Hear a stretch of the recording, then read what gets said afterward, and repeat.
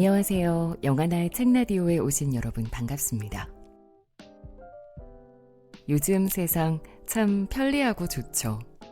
집 밖으로 굳이 나가지 않아도 필요한 물건을 언제든지 구입할 수 있고 맛있는 음식도 배달해서 먹을 수 있고요. 아무리 덥고 아무리 추워도 집을 포함한 어느 건물에나 냉난방 시설이 잘 돼 있어서 크게 불편하지 않습니다. 또 모르는 게 있을 땐 챗 GPT에게 물어보면 그 어떤 사람보다도 현명한 대답을 일목요연하게 정리해서 해주죠. 새삼스럽게 왜 갑자기 이런 이야기를 하냐고요? 이렇게 편리함이 당연한 세상이지만 가끔 그런 생각이 듭니다. 이렇게 편리함을 계속 추구해서 굳이 인간이 머리나 몸을 힘들게 쓰지 않아도 살 수 있는 세상이 되면 될수록 도리어 인간은 퇴보하는 거 아닐까? 불편한 게 과연 꼭 나쁜 걸까? 오늘 소개해드릴 책이 바로 이 부분, 편안함과 불편함에 대해서 깊이 탐구하는 아주 흥미로운 책입니다. 영하나의 책라디오 74번째 책, 편안함의 습격입니다. 부제가 편리와 효율, 멸균과 풍족 시대가 우리에게 앗아간 것들에 관하여 인데요. 편리, 효율, 멸균, 풍족, 이 모든 것들은 인류가 이뤄낸 성과라고 여겨지는 일들이죠. 그런데 이것들이 우리에게 빼앗아간 것이 있다. 어찌 보면 굉장히 도전적인 문구죠. 제목과 부제 모두 궁금증을 자아냈습니다. 책이 아직 출간 전이라서요. 저는 이렇게 출판사로부터 가제본을 받아서 읽어봤습니다. 저자는 네바다 주립대학교 저널리즘학과 교수로 건강 분야 저널리스트이자 탐험가 그리고 행동변화 전문가이기도 한데요. 이 책은 저자가 북극 알래스카를 비롯해 부탄 전쟁 지역, 볼리비아 정글 등을 탐험하고 각 분야 석학에서부터 프로스포츠 선수, 종교 및 환경 지도자에 이르기까지 수천 명의 전문가를 인터뷰하고 현대인의 건강과 행복, 의미 있는 삶을 연구한 결과물입니다. 저자인 마이클 리스터는 자신이 건강 전문 저널리스트임에도 불구하고 알코올 중독에 빠졌던 적이 있었다며 일종의 직업적 위선자였음을 고백합니다. 줄담배와 술에 의존하는 자신의 삶이 점점 더 엉망이 되어가자 이런 삶의 패턴을 과감히 끊고 불편한 도전을 하기로 결심하는데요. 33일 동안 사람의 발길이 거의 닿지 않은 알래스카 오지에서 술록 사냥을 하는 대장정에 오르는 것으로 이 책은 시작됩니다. 지구상의 마지막으로 남은 야생의 땅에서 혹독한 추위, 힘듦, 배고픔, 더러움, 고요와 따분함 등을 직접 체험하면서 평소 일상 속에서는 전혀 느껴보지 못했던 불편함을 통해 깨달은 것들을 생생하게 기록했고요. 또 중간중간 각계각층의 여러 전문가를 만나 인터뷰한 내용까지 잘 어우러져서 굉장히 속도감 있게 이야기가 전개됩니다. 책은 총 5부로 구성되어 있고 보시다시피 제목들이 모두 강렬합니다. 죽지 않을 정도로 아주 힘든 것, 따분함, 배고픔, 죽음, 그리고 무거운 짐을 나르는 것. 모두 현대인들이 일상에서는 요즘 느끼기 어렵고 느끼고 싶어 하지도 않고 최대한 피하려고 하는 불편한 것들이죠. 하지만 저자는 이런 불편한 것들이 인간에게 가져다주는 효용성과 긍정적 효과를 강조하고 있습니다. 이 책이 뉴욕타임스 아마존 베스트셀러에 올랐다고 하는데요. 책을 다 읽어보니까 베스트셀러에 오른 이유를 알겠더라고요. 일단 한마디로 정말 재밌습니다. 책이 꽤 두꺼운데도 불구하고 잘 읽혀요. 물론 번역이 잘 된 이유도 있겠죠. 특히 알래스카 오지에 들어가서 술록 사냥 경험을 하는 부분은 마치 소설을 읽는 느낌이 들 정도로 저자가 굉장히 생생하게 표현을 잘했습니다. 그리고 이 책을 읽으면서 나 자신의 생활 습관이나 태도에 대해서도 반성하고 돌아보는 계기도 됐습니다. 너무 편안함만 추구했던 건 아닌지, 불편함을 좀 더 유연하게 받아들일 수 있는 내적 힘을 길러야겠다는 생각도 했고요. 인문사회학 책이지만 이렇게 스스로에 대해서 돌아보게도 만드는 철학책 같기도 자기계발서 같기도 한 오랜만에 정말 흥미로운 책을 잘 읽은 느낌이었습니다. 우리 구독자 여러분께서도 한번 구입해서 읽어보시기를 추천해드리고 싶습니다. 오늘 저는 일부에서 본능적이며 진화적인 게으름, 그리고 죽지 않을 정도의 고생은 인간을 더 강하게 만든다에서 일부분 발췌해서 낭독해 드리도록 하겠습니다. 그럼 지금부터 함께 들어보시죠. 인간은 편안함을 추구하도록 진화해왔다. 본능적으로 인간은 안전, 은신처, 온기, 잉여 음식물, 최소한의 노력을 추구한다. 거의 모든 역사를 관통해온 이 동력은 생존에 결정적이고 유익한 도움을 주었다. 불편함에는 육체적인 것뿐 아니라 정서적인 것도 있다. 배고픔, 추위, 통증, 피로, 스트레스, 그 밖에 온갖 괴로운 감각과 감정들은 불편함을 야기한다. 편안함을 향한 욕구는 인간으로 하여금 먹을 것을 찾게 만들고 집을 짓고 은신처를 만들게 한다.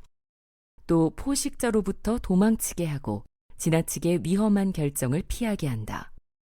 나아가 생존을 유지하고 DNA를 퍼뜨리는 데 도움이 되는 모든 일을 하도록 만든다. 따라서 우리가 편안함에 안주하려는 것은 그다지 놀랄만한 일이 아니다. 과거에는 편안함이라고 해봐야 보잘것없고 오래가지 못하는 것들이었다. 불편한 세상에서 자잘한 위안을 추구해온 끊임없는 노력은 인류를 살아남게 했다. 다만 문제는 환경이 바뀌었는데도 본능적인 회로는 그대로라는 점이다. 게다가 이 회로는 너무 깊은 곳에 뿌리 박혀 있다. 지금으로부터 약 250만 년 전, 당시 가장 똑똑했던 유인원으로부터 우리의 조상인 호모 하빌리스가 진화했다. 두 발로 걷고 석기를 사용하면서 자연에서 우위를 점해 나갔지만 생김새는 현재의 우리와 비슷하지 않았다. 뇌의 크기도 절반 정도였다. 시간은 또다시 흘러 지금으로부터 약 180만 년 전 호모 에렉투스가 등장한다. 이 종은 생김새와 행동이 현생 인류와 좀 더 가까웠다. 키는 180cm쯤이었고 협동적인 수렵 채집 사회를 이루어 살았다. 아마 불을 사용했으며 추상적인 사고를 했을 것이다. 이러한 추측이 가능한 이유는 이들이 자연에서 얻은 물건에 도안을 새김으로써 예술을 창조했기 때문이다. 물론 시스티나 성당 벽화에 비한다면 많이 유치한 수준이었지만 어쨌든 진보는 진보였다. 이어서 약 70만 년 전 호모 하이델베르겐시스와 호모 네안데르탈렌시스가 등장한다. 이들의 뇌는 놀랍게도 우리보다 약간 컸고 도구를 사용하고 불을 피우는 등 앞선 종들의 모든 기술을 물려받았다. 집을 짓고 옷을 만들었으며 이 기술들 덕에 사냥도 능숙하게 할 수 있었다. 최상위 포식자가 되어 돌촉이 달린 창을 이용해 붉은 사슴이나 콧불소, 심지어 매머드까지 쓰러뜨렸다. 매머드는 약 8톤가량의 캐너스 세미트럭만큼이나 무게가 나가는 놈들이었다. 장엄한 사냥에는 팀워크가 필요했다. 남자든 여자든 매머드와 홀로 맞서는 것은 자살 행위다. 하지만 팀이라면 해볼 수 있었다. 이때부터 우리 조상은 공통의 문제를 해결하기 위해 머리를 맞대는 것이 단지 생존을 넘어 더 나은 생활에 도움이 된다는 사실을 깨닫기 시작했다. 이제 현생 인류, 호모사피엔스를 보자. 인류학자에 따라 조금씩 다르긴 하지만 호모사피엔스는 20만 년에서 30만 년 동안 지구 위를 걸어 다녔다. 그리고 그 사이에 고도로 진화하는 데 성공했다. 초기의 호모사피엔스는 복잡한 도구, 언어, 도시, 화폐, 농업, 운송체계 등등을 개발했다. 이것은 기껏해야 5,000년 정도밖에 안 되는 인류가 기록해온 모든 인간 역사 이전의 일이다. 자동차, 컴퓨터, TV, 냉난방기, 스마트폰, 초가공식품 등 오늘날 일상생활에 가장 큰 영향을 끼치는 현대의 편안함과 편의장치의 역사는 채 100년이 되지 않는다. 100년은 호모사피엔스가 지구 위를 걸어다닌 시간의 고작 0.03% 정도에 해당한다. 하빌리스 에렉투스, 하이델베르겐시스, 네안데르탈렌시스, 그리고 지금의 우리까지 이르는 모든 호모들을 뭉뚱그려서 250만 년의 역사로 계산한다면 수치는 0.004%로 떨어진다. 즉, 지속적인 편안함이란 인간 역사에서 지극히 최근에 나타난 현상이다. 지난 250만 년 동안 우리 조상의 삶은 불편함과 긴밀하게 얽혀 있었고 자연에 지속적으로 노출되어 있었다. 너무 덥고 너무 춥고 너무 습하고 너무 건조하고 너무 바람이 세고 눈보라가 휘몰아쳤다. 이런 날씨에서 도망치는 유일한 방법은 박쥐와 들쥐가 우글거리는 냉랭하고 습기찬 동굴로 숨어들거나 땅에 구덩이를 파고 잔가지나 짐승 가죽으로 천장을 덮은 원시적인 은신처로 피신하는 것뿐이었다. 그 밖에 생존에 충분한 은신처가 되는 조야한 구조물들은 몇 가지가 채 되지 않았다. 그에 비해 오늘날 지구인 대다수는 섭씨 22도 정도 되는 온화한 기후 속에 살고 있다. 날씨를 경험하는 시간은 대략 2분 정도에 불과하다. 가령 마트 입구에서 주차장에 세워둔 차까지 걸어가거나 전철역에서 빠져나와 사무실 빌딩 입구까지 걸어갈 때뿐이다. 미국인은 하루 중 93% 이상의 시간을 냉난방 시스템이 있는 실내에서 지낸다. 극단적인 사막 기후에 위치한 미국 애리조나주의 피닉스와 네바다주의 라스베이거스는 에어컨이 없었다면 아예 도시 자체가 생겨나지 못했을지도 모른다. 옛 조상들은 늘 배가 고팠다. 현재에도 옛 조상과 비슷한 모습으로 수렵 채집하며 살고 있는 탄자니아의 하드자 부족은 인류학자만 나타났다 하면 배가 고프다며 푸념을 늘어놓는다. 소위 먹방 유튜브나 음식 방송을 보다가 문득 생각난 듯한 배고픔이 아니다. 이들이 경험하는 것은 깊고 지속적인 태생적 배고픔이다. 초기의 인류는 칼로리 높은 음식을 아무 때나 쉽게 구입할 수 없었다. 그런 와중에 적당한 거처를 마련하기 위해 땅을 깊이 파거나 나무 위에 높고 안전한 잠자리를 마련하기 위해 먼 길을 걸어야 했다. 목숨을 걸어야 하는 크고 작은 동물들과 맞서기도 했다. 요즘도 하드자 부족민은 온몸을 쏘아대는 벌떼와 싸워가며 별미인 꿀을 채취한다. 네안데르탈렌시스의 유골 중 거의 80%가 짐승에 의해 상해를 입거나 즉사했다는 증거를 보여주고 있다. 오늘날의 우리는 어떤가? 앱을 통해 배달 음식을 시키거나 대형마트로 쳐들어가서 뭐든지 언제든지 살 수 있다. 앙증맞은 플라스틱 곰돌이 용기에 든 꿀에서부터 비닐랩으로 포장한 붉은 고기에 이르기까지 마음껏 사재 끼면서도 자신의 행위가 몸에 어떤 비극적인 고통을 불러오지 않을까 하는 걱정을 꿈에도 하지 않는다. 조상은 먹을 것을 구하러 다니지 않을 때나 마스토돈들에게 두들겨 맞지 않는 동안에는 몇 시간이고 한가로운 시간을 보냈다. 그러다 보면 따분해졌을 것이고 심심풀이가 필요했을 것이다. 그래서 찾아낸 방법은 마음이 자유롭게 방랑하도록 내버려 두는 것이었다. 또한 창의력과 협동이 필요한 놀이를 만들어냈다.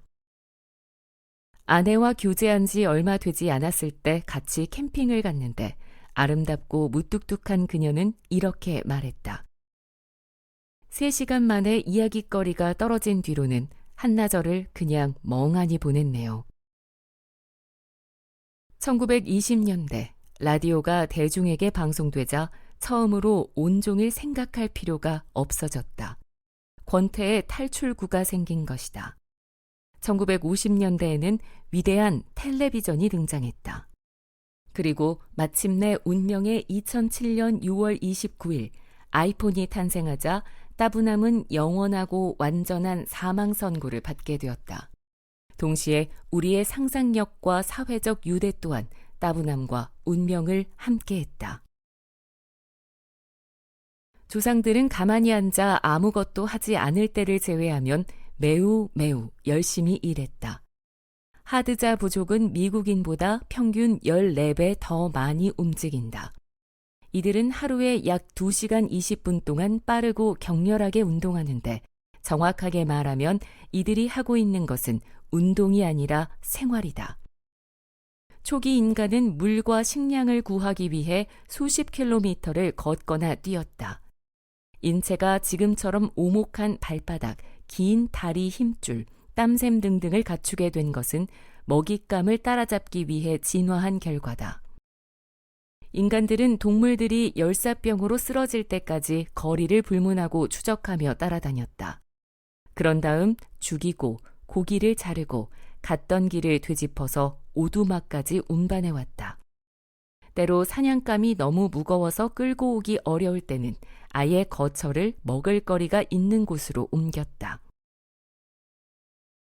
그렇게 본다면 옛날 사람들도 스트레스가 있었을 것이다. 아니, 지금보다 더 많았다. 식량을 찾지 못하면 오직 죽음뿐이니까 말이다.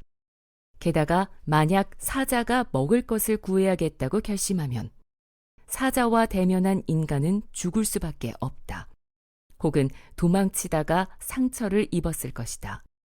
물에서 너무 멀리 떨어지게 됐을 때도 죽었고 사나운 날씨가 닥쳐와도 죽었다. 감염되어도 죽었다. 발을 잘못 디뎌 다리가 부러져도 죽었다. 그 밖에도 이렇게 저렇게 해서 죽었다. 현대인도 물론 스트레스를 받는다. 미국 심리학협회에 따르면 요즘 사람들은 그 어느 때보다도 많은 스트레스를 받고 있다. 하지만 수백만 년 동안 인간을 괴롭혀온 것과 같은 모진 스트레스와는 조금 결이 다르다. 극심한 허기를 느끼거나 먹잇감을 쫓아가다 탈진하거나 무거운 짐을 나르거나 이상한 세균이나 극심한 기온 변화에 노출되는 것 같은 육체적인 스트레스를 경험하지는 않는다. 다음 끼니는 어디서 구해와야 하나 걱정한다든지, 이빨을 드러낸 포식자를 두려워한다든지, 상처가 덧나서 일주일 만에 죽을지도 모르겠다며 두려워한다든지 하는 정신적인 스트레스에 시달리지도 않는다. 실제로 코로나19 팬데믹은 많은 사람들이 오랫동안 잊고 있었던 생존과 직결된 스트레스를 겪게 하면서 인간이 여전히 자연 앞에서 무력함을 깨닫게 했다. 대부분의 현대 미국인에게 흔히 스트레스란 이놈의 교통체증 때문에 요가 수업에 늦겠어 하는 류의 것이다. 아니면 옆집이 나보다 돈을 더 많이 버나 하는 스트레스이거나 이 스프레드시트는 시간이 한정없이 걸리네. 아니면 우리 애가 아이비리그 대학에 못 들어가면 우리 집은 끝장이야 등등 모두 제1세계적인 스트레스다. 바로 이런 이유에서 학자들이 너도 나도 세계의 전반적인 발전상에 대해 글을 써대고 있는 것이다. 그들은 오늘날 현대인들이 더 긴 수명과 더 나은 삶을 누리고 있으며 더 많은 돈을 벌고 이전의 모든 시대와 비교했을 때 살해당하거나 굶주림에 처할 가능성이 낮아졌다고 말한다. 미국에서 가장 가난하다는 사람도 이전 모든 세대에 비하면 더 부자랍니다. 보세요. 이 수치와 데이터와 그래프가 실제로 세계가 더 나아졌다고 말하지 않습니까? 확실히 세상은 더 좋아졌습니다. 그런데 여기에 함정이 있다. 우리 선조는 날마다 수많은 불편함에 맞닥뜨리고 있었기 때문에 굳이 맞닥뜨릴 필요가 없었던 불편함들도 있었다.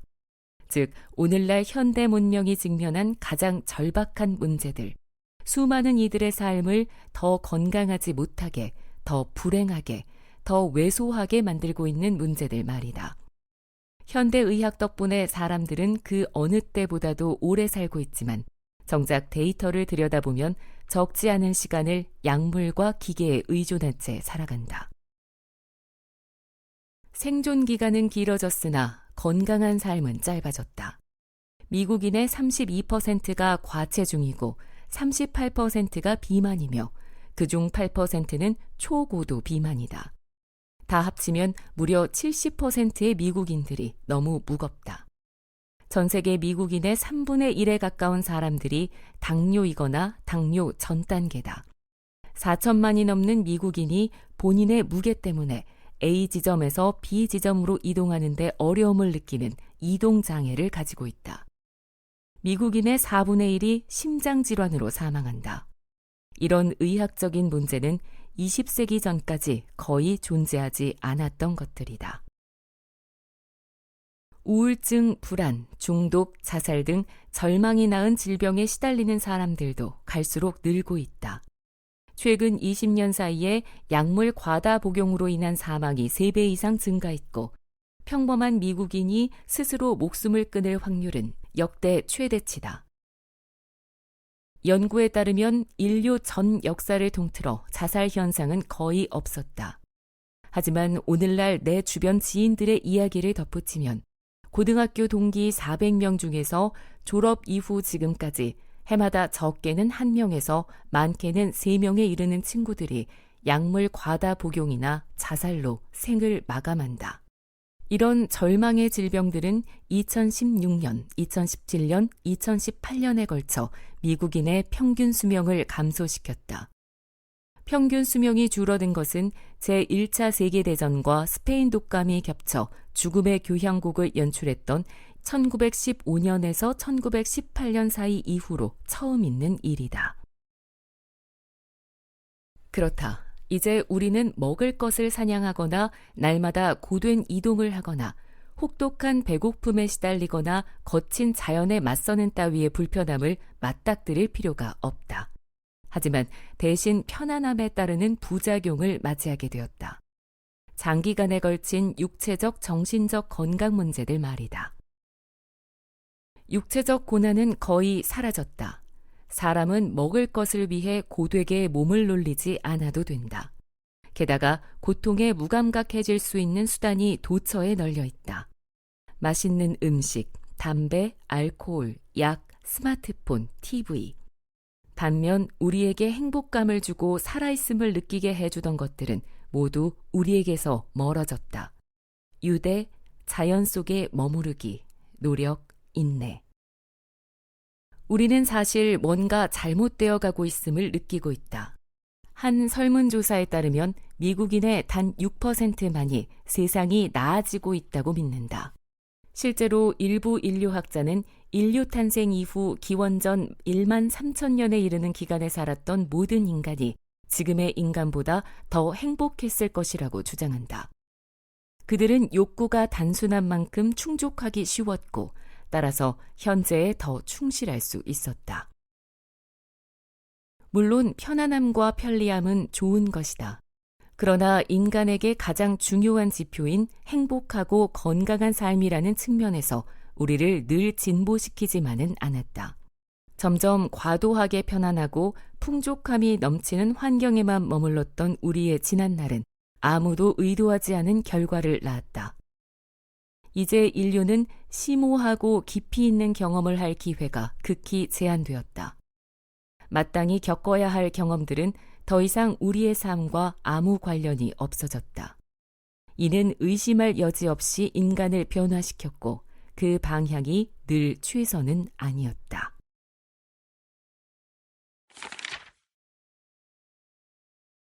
몇 달 뒤 나는 엘리엇과 함께 산타바바라 위쪽 절벽길을 올라가고 있었다.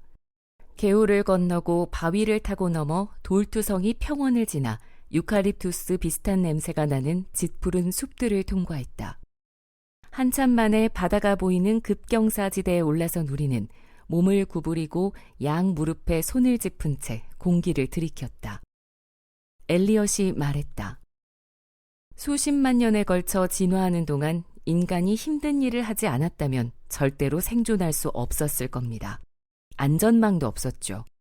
옛날 사람들은 늘 도전에 맞닥뜨렸습니다. 사냥할 때, 부족을 위해 식량을 구할 때, 여름이 끝나고 겨울로 넘어가는 계절에 등등. 도전에 맞닥뜨려가면서 인간은 점점 자신의 잠재력에 눈을 떴습니다.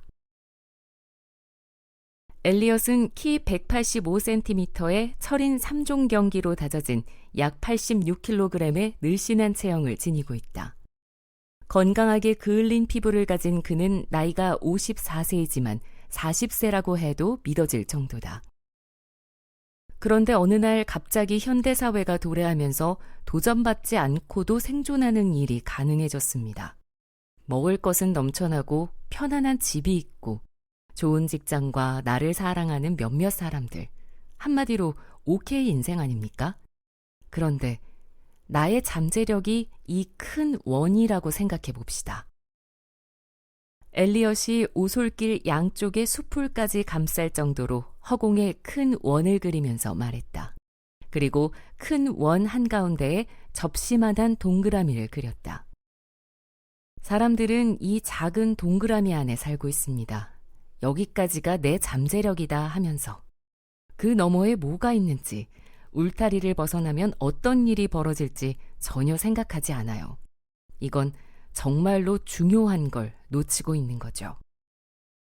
바다 쪽에서 소금기를 품고 날아온 바람이 땀에 젖은 내 티셔츠를 스치며 언덕 위쪽으로 불어올라갔다. 그는 말을 이었다. 저는 사람들이 자연 속으로 뛰어들어서 헉소리 나게 힘든 도전을 하면 자동적으로 천부적인 정화 장치가 작동한다고 믿습니다. 그러니까 컴포트 존에만 머물러 있지 말고 제발 그 너머를 탐색해 보라는 겁니다. 인간 잠재력의 한계를 시험하는 정화 수행에 뛰어들라는 말이었다. 실제로 엘리엇은 지난 25년 동안 해마다 오지 원정에 도전해왔다. 연구소에서 저는 선수에게 위험 요소가 될 만한 문제들을 찾아냅니다. 그리고 체육관과 똑같은 환경을 만들어 놓고 그 안에서 훈련을 하게 합니다. 이런 훈련 덕에 예측 불가능한 상황이 난무하는 실제 경기에서 퍼포먼스를 개선할 수 있습니다. 맞은편에서 검은 레브라도 리트리버와 산책을 나온 사람이 다가왔다. 엘리엇과 나는 리트리버를 가볍게 쓰다듬어 주었다. 제가 하고 있는 것이 바로 정화 수행과 똑같은 겁니다. 조건이 현대적이라는 점만 다른 거죠. 인류가 끊임없이 직면했던 도전들을 모방해서 육체적으로 힘든 과제에 도전하는 인위적이고 자기적인 극한의 자기 수련인 셈이죠. 이제는 그런 도전들이 사라져버렸으니까요. 과정을 잘 마치고 일상으로 복귀하면 서부 개척시대 뺨치는 오늘날의 험난한 세상을 더 잘 헤쳐나갈 수 있게 됩니다. 이보다 더 좋은 처방이 어디 있겠습니까?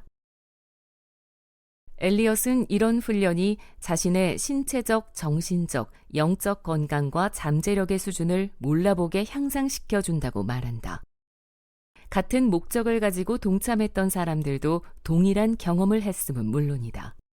예를 들어 산타바바라에 사는 넬슨 페리시는 회화, 금속 조소, 목각을 아우르는 40대 예술가다. 그의 표현을 빌리면 속도의 수다와 세계 언어를 통해 맥락화된 작품들을 만든다. 그에게 예술의 목표는 작품을 감상하는 사람들로 하여금 주변적인 것들로부터 해방시켜 시간의 확장과 수축에 대해 생각하도록 하는 것이다. 페리시의 작업은 보그에 소개되기도 했고 에르메스 일가, 미국의 배우이자 영화 감독인 롭 로, 그리고 R&B 싱어송라이터인 존 레전드 등등이 그의 작품을 소장하고 있다. 페리시는 말했다. 정화 수행의 초점은 육체적 성취가 아닙니다. 당신이 더 나은 인간이 되기 위해 정신적으로, 영적으로 기꺼이 경험하고자 하는 것은 무엇인가를 묻습니다. 제 직업에서 보시다시피 정화 수행 덕분에 두려움과 불안을 놓아버릴 수 있었습니다. NBA 올스타로 예술적인 점프슛 능력을 보유한 카일 코버는 역대 3점슛 최대 득점 4위에 올라있다. 그는 위기에 특히 강한 자신의 플레이가 정화 수행 덕분이라고 말한다.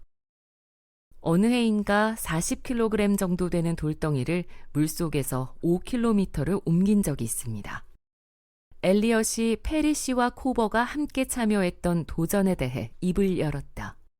그 도전은 지금 우리가 걷고 있는 산타바바라 섬 해안을 따라 이어진 탐색로에서 몇 킬로미터 정도 떨어진 절벽 아래에서 진행되었다. 한 사람이 물속 2, 3m 아래로 잠수를 한다. 그런 다음 40kg 정도 되는 돌덩이를 물속에서 끌어안고 잠수한 채로 걸어서 가능한 한 멀리 전진한다.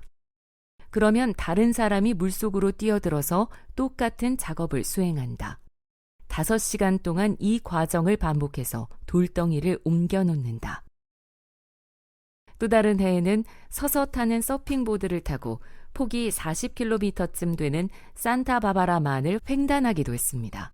횡단 내내 서핑보드에 서 있었던 시간은 별로 없었습니다. 거의 10분마다 파도에 맞아 물에 빠졌기 때문이죠. 해협을 끝까지 횡단해야겠다는 생각 같은 건 애초에 할 수 없습니다. 그저 당장 눈앞의 숙제를 해결해야 했으니까요. 균형을 유지하면서 노 한 번 젓고 그리고 노를 반대편으로 해서 또 한 번 젓고 어느 순간 고개를 들어보니 바다를 건너왔더군요. 코버는 자신이 NBA 사상 최다 연속 경기 3점슛 기록을 깰 수 있었던 것이 이 서핑보드 체험 덕분이라고 말한다. 그가 기록 경신에 근접해 가고 있을 때 팀 동료들이 다가와 이제 최다 3점슛 기록까지 12경기밖에 안 남았다는 식으로 말해주곤 했었다. 그때마다 그의 관심은 오직 다음 한 번의 완벽한 노젓기에 있었다. 정화수행에는 많은 사람들이 도달하고자 하는 몰입 상태의 비밀이 숨어 있는지도 모른다. 1960년대에 활동했던 심리학자 미하이 칙센트미하이는 예술가를 연구하다가 매우 흥미로운 사실을 발견했다. 그의 눈에 비친 예술가는 순간에 완전히 녹아든 상태에서 작품에 몰두했다. 그들의 행동과 의식은 하나로 융합된 것처럼 보였다. 잡다한 생각, 통증이나 허기 같은 신체적 감각, 심지어 에고와 자아에 대한 감각조차 모두 사라진 것 같았다. 그것은 한마디로 예술을 통한 긴 명상이었다. 미하이는 훗날 자신이 몰입 상태라 명명한 이 상태를 연구하기 시작했다. 시카고 대학교 심리학과 과장, 미국 심리학회 회장 등을 포함한 화려한 경력 기간 내내 고수준의 몰입 상태에 도달한 사람 수천 명을 인터뷰했다. 체스 선수, 암벽 등반가, 화가, 외과 전문의, 작가, 포뮬러1 레이서에 이르기까지 분야를 가리지 않았다. 그의 연구에 따르면 몰입 상태에 빠져드는 데에는 2가지 조건이 필요하다. 수행자의 한계를 확장시키는 과제가 주어져야 하고 과제에 명확한 목표가 있어야 한다. 미하이를 비롯한 학자들이 얻은 결론은 개인의 행복과 성장의 핵심적인 동력이 바로 몰입 상태라는 것이다. 그는 자신의 책에 이렇게 썼다.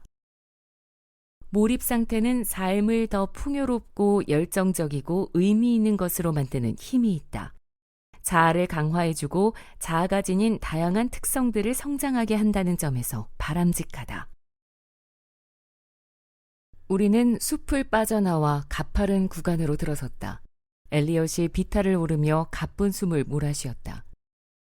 확실히 말할 수 있는 건 인간의 뇌는 실패라는 개념을 싫어한다는 겁니다. 뇌가 가장 원하는 건 실패와 아무런 관련이 없는 상태입니다. 특히 준비 과정을 완벽하게 수행했을 때는 더더욱 그렇습니다. 이것은 요지부동의 현상이다. 두려움의 진화적 기원을 탐구한 미시간 대학교 연구진에 따르면 우리가 현재 느끼고 있는 두려움들은 과거의 생활 양식에서 온 것일 때가 많다. 초기의 인간은 목숨을 위협받는 상황에 처하는 것이 일상이었다. 굶주린 포식자, 독을 품은 뱀, 적대적인 상대 부족, 혹독한 날씨, 예측 불가능한 자연, 사회적 지위 상실 등등. 이것은 오늘날 우리가 죽음을 맞이하는 일부 방식에 대해 항상 은근한 두려움을 안고 살아가는 이유를 설명해 주기도 한다. 예컨대 자동차 사고 같은 건 말이다. 수풀 속의 바스락거림이나 풀밭을 기어가는 뱀을 쉽게 알아채는 이유도 바로 이 때문이다. 낯선 사람을 경계하는 이유, 궂은 날씨와 높은 곳을 피하려는 이유, 대중연설을 하면서 자신의 목덜미를 많은 사람 앞에 드러낼 때 불안을 느끼는 이유도 마찬가지다. 불과 100년 전까지만 해도 실패는 곧 죽음을 의미했습니다. 그런데 오늘날에는 사람들이 실패의 결과를 엄청나게 과대평가하고 있습니다. 요즘은 실패라고 하면 파워포인트 프레젠테이션을 망쳐서 상사한테 찍히는 정도를 의미하죠. 인간의 마음은 프레젠테이션을 망치는 것 같은 결과를 과대평가하도록 프로그래밍되어 있다. 앞에 미시간 대학교 연구진에 따르면 과거의 사회적 실패란 부족으로부터 추방당해 자연에 의해 죽임을 당하는 것을 의미할 때가 많았다. 그러니까 우리 안에 남아있는 이 진화적 메커니즘은 이제 도움이 안 된다는 겁니다. 삶에서 정말로 위대한 것은 결코 완전한 성공이 보장되어 있을 때 오지 않습니다. 단언할 수 있습니다. 완벽하게 실행하더라도 실패 확률이 높은 도전에 참여하는 것. 그런 상황에 과감히 뛰어드는 행동은 엄청난 파급 효과를 가져다 줍니다. 실패에 대한 두려움도 없애주고 내 안의 잠재력을 알게 해주죠. 엘리엇이 가쁜 숨을 몰아쉬며 말을 이었다. 그랜드 캐니언 왕복 도전을 돌아보면 전 32km도 못 뛰었습니다. 애초부터 성공 확률이 50%도 안 됐죠. 50%는커녕 10%나 15%밖에 안 됐을 겁니다. 그런데 처음에 그랜드 캐니언의 사우스림 가장자리에 섰을 때 내가 초인이라는 느낌까지는 아니어도 이미 나에게 도전을 할 적절한 도구가 갖춰져 있구나 하고 느꼈습니다. 내가 알고 있던 힘, 그 이상의 힘이 느껴지더군요. 일종의 모험심이라고나 할까요? 인간의 장엄한 도전은 시간과 공간을 초월한다. 그리스, 메소포타미아, 불교, 스칸디나비아, 기독교, 인도, 고대 이집트 등의 신화는 하나같이 미국의 신화학자 조지프 캠벨이 영웅의 여정이라 부른 것에 해당하는 동일한 버전을 가지고 있다. 영웅은 집에서 누리던 편안함과 안락함을 버리고 모험을 떠난다. 그리고 도전에 직면한다. 육체적, 정신적, 영적 강인함을 시험하는 도전 속에서 영웅은 분투한다. 그리고 마침내 이겨낸다. 더욱 깊어진 지식과 기술과 자신감과 경험을 가지게 되며 세상 속 자신의 위치에 대한 더욱 명확해진 인식과 함께 귀환한다. 그날 오후 7시 35분, 엘리엇과 나는 산타바바라의 구릉지대에 자리 잡은 엘리엇의 집에 앉아 있었다. 트레킹을 마치고 P3 시설을 둘러본 뒤 그의 집으로 올라가 부인 나딘이 차려준 라자냐로 막 저녁 식사를 끝낸 참이었다. 독일 바이에른 지역의 작은 마을에서 태어난 나딘은 미국으로 건너온 뒤 엘리엇을 만나기 전까지 학위를 여러 개 취득한 공부벌레다. 키가 크고 금발인 그녀는 헬리콥터 부모들과는 정반대 유형이어서 아이들을 부추겨 서핑 같은 간단한 도전들을 수행하게 한다. 물론 그때마다 죽지 않는다는 두 번째 원칙은 권유가 아닌 강요가 되긴 하지만 말이다. 누구나 가족이 있잖아요. 엘리엇이 입을 열었다. 어떤 도전이든 최악의 경우는 죽음이 아니라 실패입니다. 과제를 수행하는 과정에서 상처가 한두 군데 생길 수도 있겠죠. 하지만 죽으면 절대로 안 됩니다. 아주 단순한 원칙이죠. 도전을 하다가 두 번째 원칙을 범하지 않을 거라는 건 어떻게 확신할 수 있나요? 나딘의 앞이라 적당한 표현을 골라가며 조심스럽게 물었다. 과제를 수행하다 보면 자신이 통제할 수 있는 범위를 넘어섰다고 느껴지는 순간이 반드시 옵니다. 하지만 죽는 일은 없을 겁니다. 최후의 안전보장 수단을 마련해줘야죠. 우리가 물속에서 돌 나르기를 했을 때 안전 다이빙 팀이 상주에 있었습니다. 해협 횡단 때는 안전보트가 있었죠. 저녁이 깊어갈 무렵 엘리엇이 자신의 도전 프로그램에는 가이드라인이라고 할 만한 좀 더 유연한 원칙이 2개 더 있다고 말했다. 첫 번째는 기발하고 창의적이고 파격적이고 비범한 과제여야 한다는 것이다. 이를테면 물속에서 40kg짜리 돌을 옮기는 과제 같은? 내가 물었다. 네, 이런 가이드라인을 세운 이유는 기발한 과제일수록 다른 것과 비교하기가 어려워지기 때문입니다. 중요한 것은 나의 도전이 될 만한 것이어야 한다는 겁니다. 자기 자신을 상대로 한 싸움입니다. 오, 저 사람이 이 시간 안에 해냈으니 나는 더 빨리 해낼 거야 하는 풍조에 대항하는 행위이기도 하죠. 그런 건 일종의 비교 쇼핑 같은 겁니다. 인생을 살아가는 아주 나쁜 방식이죠. 피상적인 지표들을 치워버리면 더 많은 것을 이룰 수 있습니다. 이야기는 자연스럽게 두 번째 가이드라인으로 넘어갔다. 두 번째 원칙, 자신의 도전을 광고하지 않는다. 친구들이나 가족에게 이야기하는 것은 괜찮다. 하지만 트위터나 인스타그램이나 페이스북에 올리지 말 것이며 여기저기 떠벌리지도 말라. 엘리엇이 말했다. 요즘 사람들은 너무 바깥만 보면서 살고 있습니다. 무더기에 좋아요를 받기 위해 튀는 행동을 하고 그걸 소셜미디어에 올립니다. 인생의 진짜 도전은 내면을 향해야 합니다. 가장 중요한 모토는 내가 정말로 불편한 뭔가를 해냈다는 겁니다. 틀림없이 도중에 포기하고 싶다는 마음이 들 겁니다. 보는 사람이 아무도 없기 때문에 더 쉽게 포기할 수 있죠. 하지만 내가 보고 있기 때문에 포기하지 않을 겁니다. 도전을 마치고 나면 내가 나를 지켜보는 유일한 사람이었다는 사실, 힘들었던 상황에 당당하게 대처했던 자신을 돌아볼 수 있습니다. 그때 말로 다 할 수 없는 깊은 만족감이 찾아옵니다. 지금껏 살아오면서 지켜보는 사람이 나밖에 없을 때 스스로 옳다고 생각하는 일을 제대로 해본 적이 몇 번이나 있을까요? 그런 일을 하려면 청중이나 타인의 대단한 칭찬이 필요한 걸까요? 나는 자신을 위해 그런 일을 할 수 있을 만큼 대단한 존재가 아닌 걸까요? 아무튼 저는 소셜미디어가 생기기 전부터 이런 가이드라인을 세워놓고 있었는데 요즘에는 의미가 더 커졌습니다. 엘리엇은 하버드에서 의학박사 학위를 취득하고 인간 행동 개선 관련 연구를 해온 특출난 캐릭터다. 스릴을 돋는 그의 기막힌 도전들은 학자의 모습과 다소 거리가 있어 보인다. 엘리엇의 카리스마적 매력에서 빠져나온 뒤 나는 이 주제에 관한 과학적 연구가 더 있는지 알아보기 위해 또 다른 학자를 찾아 나섰다. 마크 시어리 박사는 컴포트존 경계선 연구에 일생을 바친 사람이다. 버팔로 대학교 심리학과 교수인 그는 죽지 않을 정도의 고생은 인간을 더 강하게 만든다는 문장에 오랫동안 심취해 있었다. 이런 식의 짤막한 경구들은 언제나 귀중한 진실을 담고 있는 듯 보이지만 격언을 뒷받침해 줄 만한 데이터는 애석하게도 존재하지 않았다. 기존 연구가 공통적으로 말하고 있는 내용은 명확했습니다.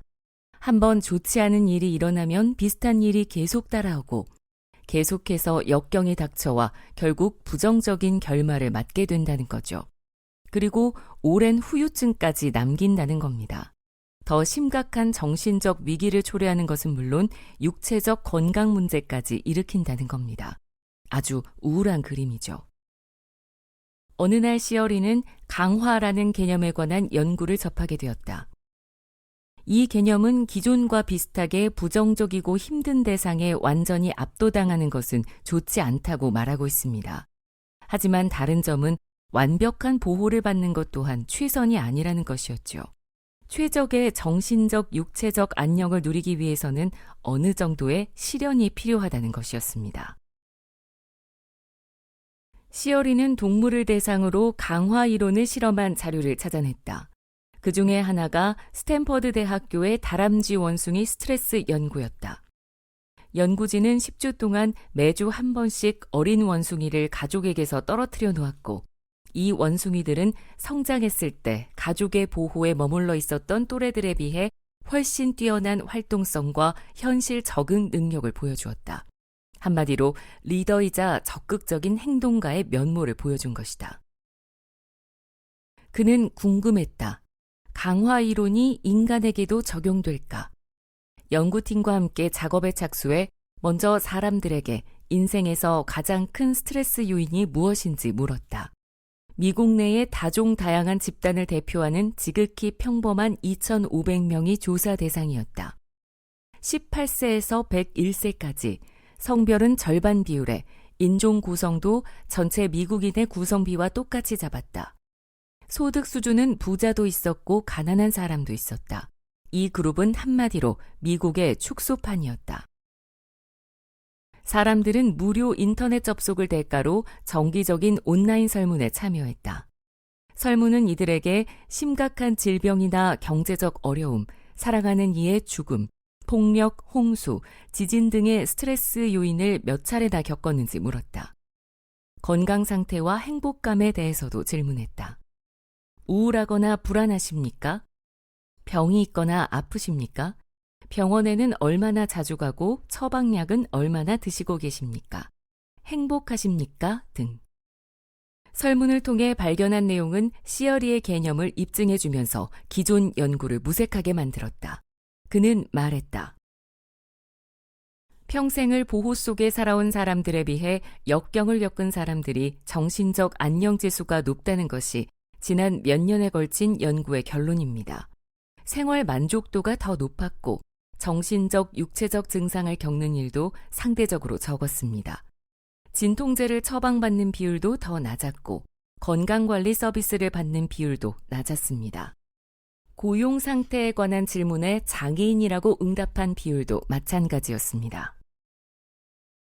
모종의 시련을 겪었지만 압도당할 만큼은 아니었던 사람들은 내적 역량을 키웠고 그로 인해 더 강인해졌고 회복력이 높아졌다.